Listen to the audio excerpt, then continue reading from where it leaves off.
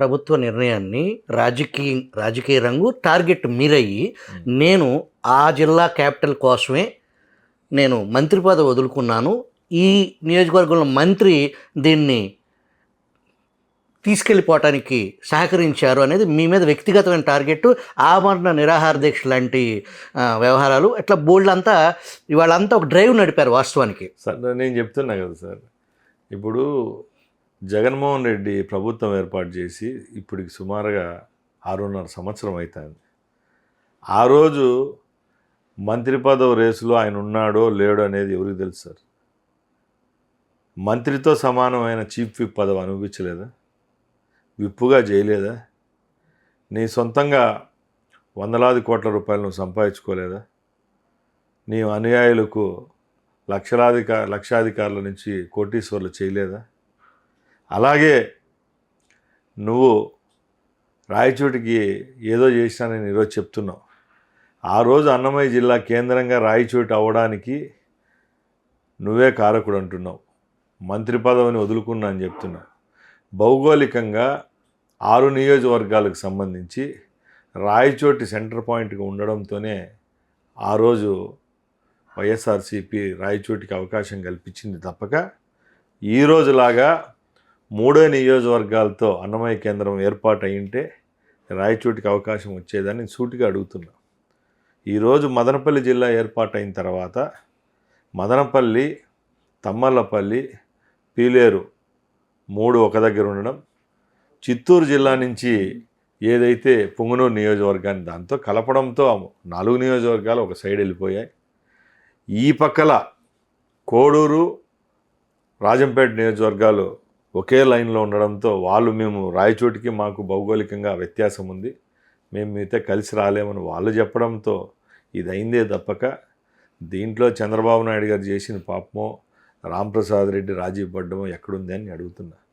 నేను ఒకటే అడుగుతున్నా, నా మంత్రి పదవి గురించి ఇంతగా మాట్లాడుతున్నారు కదా, పునర్విభజన జరుగుతుందని చెప్పి నాకు మంత్రి పదవి ఇచ్చే రోజు ఎక్కడన్నా ఉండిందా అని అడుగుతున్నా. ఆ రోజు నాకు మంత్రి పదవి ఇచ్చేటప్పుడు 18 నెలల తర్వాత ఏదైనా దిక్చూచి ఉన్నిందా? ఎందుకు ఈరోజు మాట్లాడుతున్నారు? ఈరోజు నేను మంత్రి అయినాను కాబట్టి నా మంత్రి పదవిని చులకన చేసే విధంగా నేను రాజీ అయినానని మీరు మాట్లాడుతున్నారు తప్పక, నువ్వు ఆ రోజు మంత్రి అయితాను నాకు ఇవ్వలేదు అనేది ఇన్ని రోజుల తర్వాత 6.5 సంవత్సరం తర్వాత ఎందుకు మాట్లాడుతున్నావు? నీ పార్టీలో నీకు అది పార్టీ ఇండివిజువాలిటీ, మీ నాయకుడి నీ మధ్య ఉన్న కమిట్మెంట్తో మంత్రి పదవి ఉంటుంది తప్పక, ఒకరి దగ్గర తాకట్టు పెట్టి మంత్రి పదవులు తెచ్చుకునేది ఆ సిస్టమ్ తెలుగుదేశం పార్టీలో లేదు. ఆ కోవకు నేను చెందినవాడిని కాదు. రాయచోటి ప్రజలు మోసపోయారు, టీడీపీ పాలనలో మంత్రి రాజీనామా చేయాలి అని వైసీపీ నుంచి వచ్చే కామెంట్స్ మీద మీ కామెంట్? సార్ నేను ఒకటే చెప్తున్నానండి, ఒక అడుగు వెనుక వేసినంత మాత్రాన జీవితంలో ఒక మనిషి ఓడిపోయినాడని ఎక్కడ అనుకోను. మొట్టమొదటిగా నేను ఫైటరు. రెండో విషయం, వీళ్ళు ఒప్పుకున్నా ఒప్పుకోకపోయినా రాయచోటి నియోజకవర్గ ప్రజలకు రాంప్రసాద్ రెడ్డి అంటే ఏదో తెలుసు. ఇంతకుముందు కూడా నా 21 సంవత్సరాల సుదీర్ఘ రాజకీయ జీవితంలో రాయచోటికి సంబంధించి ఏ విషయంలో అయినా ముందుంటానని ప్రజలకు తెలుసు. ఏ ఉద్యమాల్లో అయినా ఇదే శ్రీకాంత్ రెడ్డి ఇట్లా నాయకులంతా ఇంట్లో కూర్చొని దాంకుని రోజు కూడా ప్రజల పక్షాన్ని మాట్లాడి పనిచేసిన వ్యక్తిని నేను. ఈరోజు నన్ను ఎమోషనల్గా మీ ట్వీట్లకో, మీ ఫేస్బుక్లకో, ఇన్స్టాగ్రామ్లకో భయపడేవాడిని కాదు. నాకు ప్రజల్లో ఆదరణ ఉంది. నా సీటుకు అలాగే నా మంత్రి పదవికి ఈ జిల్లాకు ఏ విధమైన సంబంధం, ఏ విధంగా ఈక్వేషన్ వేసి మీరు ప్రజల్లోకి తీసుకొని పోతారో మాకు ఇప్పటికీ అర్థం కాలేదు. ఎందుకంటే ఒక మనిషిని నువ్వు ఎదుర్కోలేక 18 నెలల తర్వాత ఏదో ఒక అవకాశం వచ్చిందని ఈరోజు నువ్వు నా మీద మాట్లాడుతున్నావు.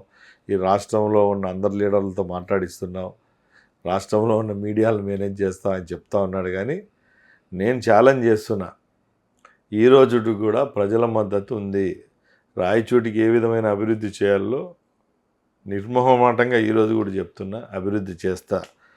నా మంత్రి పదవి అడ్డంకి అయినప్పుడు నీకంటే ముందు నీ దగ్గర చెప్పించుకోవాల్సిన పని నాకు పట్టలేదు. జిల్లా హెడ్ క్వార్టర్కు నా మంత్రి పదవికు ఎక్కడైనా లింక్ ఉంటుందని నీకంటే నేను ముందు నా మంత్రివర్గ సభ్యులకు, మా ముఖ్యమంత్రి గారికి తెలియజేయడం జరిగింది. అదే పరిస్థితి వచ్చిన రోజు తప్పకుండా ఆ యొక్క పరిణామాలు వేరేగా ఉంటాయని తెలియజేసుకుంటున్నా. నేను దాంకొని ఉండేవాడిని కాదు. రేపు 1వ తారీఖునే రాయచోటి నియోజకవర్గానికి వెళ్తాను. గాంధేయ మార్గంలో మీరు మీ యొక్క హక్కుల కోసం, మీ పార్టీ యొక్క మనుగడ కోసం ఏమన్నా చేసుకున్నా కూడా మాకేం ధర్నాలు చేసుకోండి, నిరాహార దీక్ష తీసుకోండి. అది పొలిటికల్గా నీ మైలేజ్ పెంచుతుందేమో కానీ రాయచోటి ప్రజలకైతే ఏ విధంగా ఒదగదని తెలియజేసుకుంటున్నా. శ్రీకాంత్ రెడ్డిలాగా జగన్మోహన్ రెడ్డి ఫోటో పెట్టుకొని జగన్మోహన్ రెడ్డి బూట్లు నాకి నేను రాజకీయాల్లోకి రాలేదండి. నా విషయం నాకు తెలుసు. ఇదే శ్రీకాంత్ రెడ్డి ఎన్నో ఎలక్షన్లలో నా కాళ్ళు పట్టుకొని రాజకీయం చేసి పిచ్చుకున్నాడు. ఎలక్షన్లకు తిరిగినా నేను. అది వీళ్ళ తండ్రి జగన్మోహన్ రెడ్డి తండ్రి రాజశేఖర రెడ్డి గారు చనిపోయిన రోజు కూడా ఇంతకంటే ఎక్కువ ఏడ్చిన వాడిని నేను. నా ఏడుపును చులకనగా తీసుకుంటే నేను ఆ ఎమోషనల్ మూమెంట్ మీద నేను మాట్లాడా. నేను ఈ రోజుకి కూడా చెప్తున్నా, కొన్ని వేలాది కుటుంబాలకు సంబంధించిన ఇష్యూ కాబట్టి నేను మదనపడ్డా. అంతేగాని నా మంత్రి పదవో లేకపోతే నా ఎమ్మెల్యే గిరికి అయితే నా కుటుంబమో లేకుంటే నా వెనకాల ఉండే 1000 మందికి ఎఫెక్ట్ పడుతుంది. ఇది ఒక నియోజకవర్గానికి సంబంధించిన ఇష్యూ కాబట్టి దీన్ని సెన్సిటివ్గా తీసుకుంటున్నా. టిట్ ఫార్ టాట్ అనడము లేకపోతే మీరు కయ్యానికి దిగితే ఏదైతే అట్లా దానికి నేను కూడా సిద్ధంగా ఉంటాను. బట్ నేను అనేది ప్యూర్లీ ఇది మన నియోజకవర్గానికి సంబంధించిన ఇష్యూను మీరు రాష్ట్ర సమస్య చేస్తున్నారు. నిన్న వరకు మెడికల్ కాలేజీ అగి చేసినారు, ఇంకా అది అయిపోయింది. మీకు 10 రోజులు ఏదో ఒకటి మ్యాటర్ ఉండాలి కాబట్టి ఈరోజు ఇవన్నీ మాట్లాడుతున్నారు తప్పగా ఎక్కడ భయపడే పరిస్థితి లేదు. ఎవరు ఎన్ని చెప్పుకున్నా కూడా రాయచోటి ప్రజలు నా వెంటే ఉన్నారు. నేనేదో ప్రజలకు తెలుసు. వీరిలాగా పదవులు ఉన్నప్పుడు నియోజకవర్గాల్లో కాలర్లు వేసుకొని తిరగడం, పదవులు పోయిన తర్వాత హైదరాబాదుకో బయట ఉండిపోవడం నాది కాదని, నా వ్యక్తిత్వం కాదు. నాకు ఏ పదవి లేకున్నా కూడా 20 సంవత్సరాలు ఏ పార్టీ అండలేని కాలంలో కూడా రాయచోట్లో మగాడిగా ఉన్నా. శ్రీకాంత్ రెడ్డి పదవి పోయిన 5వ రోజే రాయచోట్లో కనపడలేదు. కార్యకర్తలకు దిక్కు లేకుండా చేసిన వ్యక్తి ఎవరన్నా ఉన్నారంటే ఈ రాష్ట్ర వ్యాప్తంగా ఛాలెంజ్ చేసి చెప్తున్నా, ఇండివిజువాలిటీ లేని నాయకుడు ఎవడన్నా 3 సార్లు ఎమ్మెల్యే అయినాడంటే కేవలం జగన్మోహన్ రెడ్డి, రాజశేఖర రెడ్డి ఫోటో పెట్టుకొని కేవలం శ్రీకాంత్ రెడ్డి. అంతేగాని నా మీద ఇలాంటి మాటలు మాట్లాడితే నేను ఒప్పుకునే మనిషిని కాదు. ఎందుకంటే ఈరోజు ఇక్కడ ఉన్న పరిణామాలు బట్టి ఈ 10 రోజులు నేను సున్నితంగా మాట్లాడుతున్నా తప్పక ఈ 18 నెలల్లో ఏ రోజన్నా నువ్వు బయటకు వచ్చి మా నియోజకవర్గ ప్రజల గురించి నువ్వు మాట్లాడావా చెప్పు. ఈరోజు నువ్వు ఎక్కడో హైదరాబాద్లో కూర్చొని ప్రెస్ నోట్లు రిలీజ్ చేయడం, మీ చెంచాలు ఇక్కడ సోషల్ మీడియాలో షేర్ చేయడం, మీ పార్టీ ఆదేశాలతో మంచి అవకాశం వచ్చింది కదా అనేది మాట్లాడడం తప్పని తెలియజేసుకుంటాను. మొన్న జరిగిన సార్వత్రిక ఎన్నికల్లో అంతకుముందు ఎన్నడూ ఎరగని అఖండ మెజారిటీ కూటమి పార్టీలకి కట్టబెట్టడానికి ప్రధాన కారణం ఏంటి మంత్రి గారు? 2024లో కూటమి ప్రభుత్వం ఏర్పాటైందంటే దానికి ముఖ్య కారణం ఏంటంటే రాష్ట్రంలో ప్రజలు 5 సంవత్సరాలు జగన్మోహన్ రెడ్డి పరిపాలనలో విసిగిపోయారు. అంటే ప్రజలు ఏ విధమైన సమస్యల్లో ఉన్నారంటే ఇంట్లో నుంచి బయటికి పోయి ఊపిరి పీల్చుకోలేని సఫికేషన్ ఉండింది ఆ 5 సంవత్సరాలు. రైతులకు అధోగతి పాలు చేసినాడు, బిడ్డల భవిష్యత్తు పక్కన పెట్టేసినాడు, ఒక ఇండస్ట్రీ లేదు. కేవలం సంక్షేమం అనే ముసుగులో రాష్ట్రాన్ని 5 సంవత్సరాలు నడిపి నేను ముఖ్యమంత్రిగా 20 సంవత్సరాలు ఉంటాను, అలాగే వాలంటీర్ వ్యవస్థను తీసుకొని వచ్చి వార్డులలో గ్రామాల్లో వ్యవస్థనంతా చిన్నాభిన్నం చేసి ప్రతి ఒక్కదాన్ని రాజకీయం చేసి వైసీపీ యొక్క నీడలో 5 సంవత్సరాలు రాష్ట్రాన్ని నడిపిన వ్యక్తి జగన్మోహన్ రెడ్డి. అలాంటి వ్యక్తి మరొకసారి ముఖ్యమంత్రి అయితే రాష్ట్ర భవిష్యత్తు ప్రశాంతకం అవుతుందని ప్రజలు గ్రహించారు. కాబట్టే ఏ రాష్ట్రంలో ఎక్కడా లేని మెజార్టీతో ఈ రాష్ట్రంలో కూటమి ప్రభుత్వం ఏర్పాటైంది. 4వసారి చంద్రబాబు నాయుడు గారు ముఖ్యమంత్రి అయితే ఖచ్చితంగా ఈ రాష్ట్రాన్ని మరొకసారి గాడిలోకి తీసుకొని వస్తారని ఆ రోజు క్లియర్ మ్యాండేట్ ఇవ్వడం జరిగింది. ఇప్పటికీ జగన్మోహన్ రెడ్డి ఆ భ్రమలో నుంచి బయటికి రాలేదు.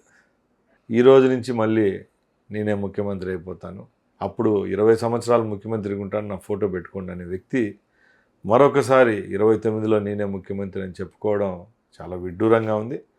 ప్రజలు మరొకసారి అవకాశం ఇచ్చేదానికి సిద్ధంగా లేరు.